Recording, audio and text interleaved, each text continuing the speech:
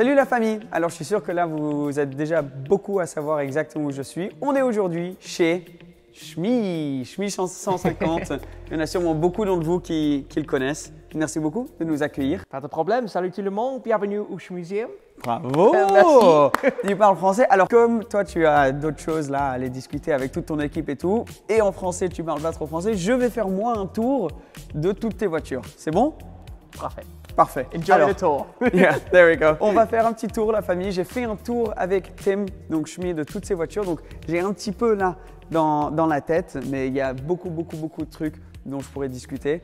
C'est un truc de malade ici. Moi, je connais Tim depuis 2011 et je l'ai rencontré avec cette voiture. Donc on était potes, on est potes depuis très longtemps. Et l'un d'être là et de voir ton pote avoir réussi au point d'avoir une collection de voitures comme ça, dans un genre son truc s'appelle littéralement un musée, c'est un truc de malade mental.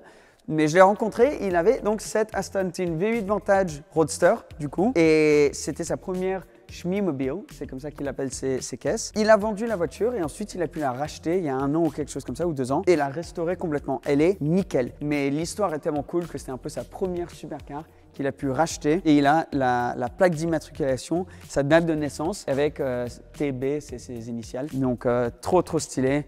Il y a toutes les voitures, là on pourrait en parler pendant super longtemps. Si tu comprends l'anglais, on a fait une vidéo sur ma chaîne anglaise où on fait le tour avec Tim et on discute de tout. Mais pour les Français, je vais le faire moi-même et essayer de me rappeler de tout. Parce qu'il y a plein de choses. Val, si tu, à un moment, entends que je dis quelque chose qui n'est pas 100% correct, tu me corriges. SLS Black Series, donc super rare, seulement 350 de celles-ci ont été produites. Et vraiment très peu dans cette couleur bleue. Elle est vraiment dingue. Il a tout refait sur celle-ci, donc elle a été repeinte. Et là, il vient juste de refaire tout le moteur. Elle a déjà doublé en prix depuis qu'il a acheté cette voiture. Elle cote énormément. Comme il n'y en a que 350, super rare. Et pour moi, c'est une des voitures qui va... Tu sais, là, tu as eu les F40 et les Carrera GT qui ont explosé en prix. Mais SLS Black Series, ça va être la prochaine. Très belle. Elle a aussi donc les jantes grises. Il n'y en a pas énormément qui ont ça. Elle est juste dingue. Et c'est une des voitures qui disait qu'il va garder normalement dans la collection. Toutes les plaques, tu vas remarquer cette écriture Shmee dessus. Très sympa, donc tu sais directement quand c'est une des voitures de la collection. L'Aston Martin GT8, super rare, elle fait un bordel, elle fait un bruit de fou. Et dans une config, tout ça, c'est d'origine. Donc il a acheté la voiture neuve. Et ce qui est sympa, c'est que donc, comme on a dit, la V8 Vantage là-bas, c'était sa première supercar. Mais ça, c'est la dernière Vantage qu'ils ont produite, comme ça, avant qu'il ait remplacé avec la nouvelle. Donc ça fait un peu, tu vois, le côté histoire, il a eu la première là-bas et la dernière ici. Donc toutes les voitures ont une petite histoire quand même. Par exemple, la SLS Black Series, c'était sa voiture de rêve quand elle est sortie. Il a pu se l'acheter. Et ouais, c'est trop cool. Moi, je suis vraiment juste... Là, j'ai l'impression de vraiment être le pote fier, tu vois, parce qu'il a réussi à faire des trucs où nous, on en discutait il y a des années et je sais pas, tu discutes de ses rêves, tu penses pas que ça va vraiment se passer, et de le voir pour lui que ça s'est passé, c'est vraiment un truc de dingue.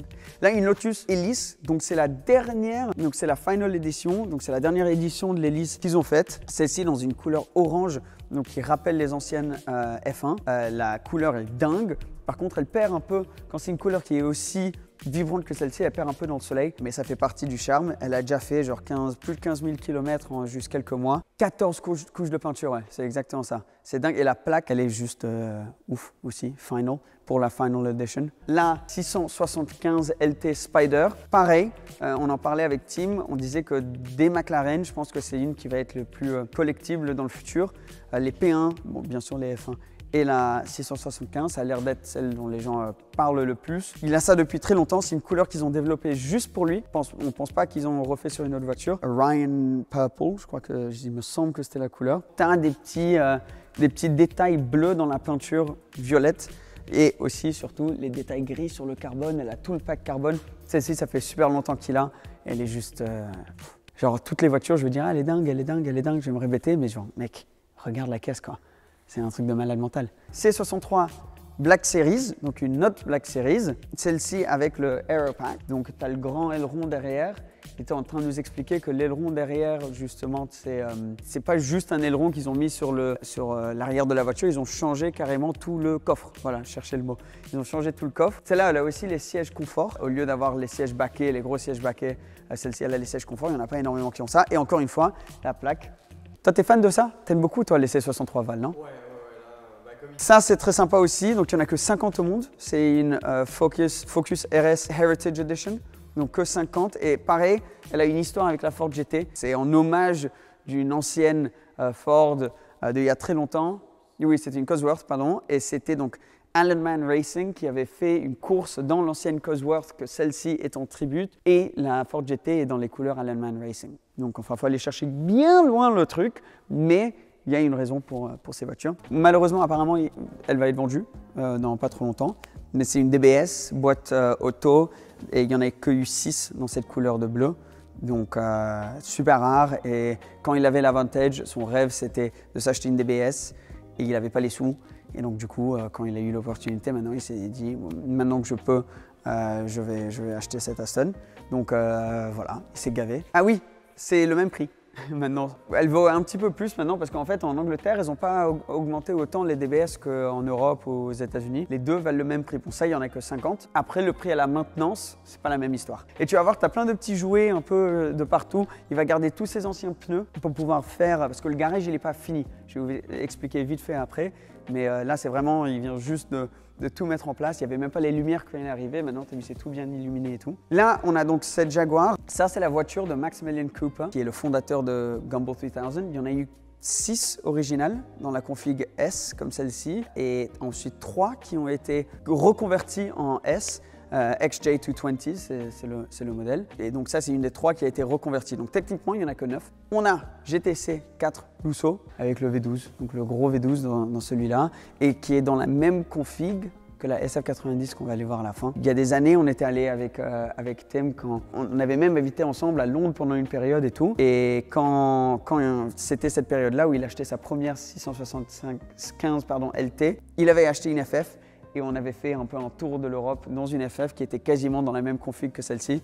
Donc de revoir qu'il a toujours une voiture qui est similaire, mais juste la version neuve, c'est cool. STO, celle-ci elle a partagé les opinions, disons, sur la config. Donc à la base, c'est cette couleur violette que en vidéo, tu vois pas du tout à quel point elle est métallique. C'est magnifique. C'est une des plus belles peintures que j'ai vues, franchement. Elle est dingue. Il a rajouté en covering les détails jaunes parce que du coup sur les premières Hurricane STO tu pouvais pas avoir le package comme ça avec les détails dans une couleur contrastante. Dans les plus tardifs des livraisons tu pouvais, mais du coup comme lui il n'avait pas, il a décidé de mettre le jaune et ça a divisé beaucoup les opinions. Le jaune, je trouve ça stylé, c'est vrai que ça ressort énormément, il a fait aussi pour YouTube, pour les miniatures et tout, mais la couleur de base elle est dingue. Senna, et enfin, je sais pas Val si tu as déjà vu une Senna comme ça, hein, mais elle est dans une couleur, donc dans le bleu très beau, mais ce que tu vois pas, encore une fois en vidéo, c'est que le carbone, c'est un bleu foncé, et il fait presque violet, mais genre tout le splitter avant est en bleu carbone, tout derrière là c'est en bleu carbone. On a fait une vidéo sur ma chaîne française où on a roulé avec cette voiture, donc elle va être, je sais pas, quelque part, et elle est juste dingue. Même les détails, par exemple, tout ça c'est MSO. Tu as vu le bleu sur les écrous centrales, les étriers en gris, à l'intérieur tu as des boutons bleus, enfin, config de malade mental. On me demande toujours où est ma Ford GT. Il y a beaucoup de gens qui n'ont pas suivi que j'ai annulé la commande pour la Ford GT, pour la simple et bonne raison que j'avais pas l'argent pour la Ford GT. Le marché était hyper imprévisible et je ne pouvais pas prendre le risque de prendre une voiture comme ça. Mais mon pote en a acheté une quand même. Donc très cool parce que de pouvoir en voir une, et celle-ci elle est vraiment unique au monde. Donc déjà elle a la couleur liquid red comme ça qui est très belle et c'était la première à arriver avec des stripes. Comment tu dirais ça? Putain, j'ai un trou de mémoire. Des bandes comme ça, peintes. Donc c'est pas des stickers, c'est peint. Elle a des surpiqûres, pareil. Ils pensent que potentiellement ça serait la seule qui a eu des surpiqûres d'usine contrastantes et des palettes. Je sais pas si tu arrives à voir à travers, mais il y a des palettes en or qui sont très jolies. Donc pareil, ça risque d'être, c'est vraiment une config one-off. Elle a des jantes BBS aussi dessus. Enfin, juste dingue. Il a amené celle-ci, il a fait le tour des États-Unis avec. Ford Transit, qui a été complètement modifié par cette marque qui s'appelle MSRT. Voilà. Moi, je n'étais pas au courant d'eux, mais ils font des modifications sur les Ford. Et on va sur, du coup, la dernière.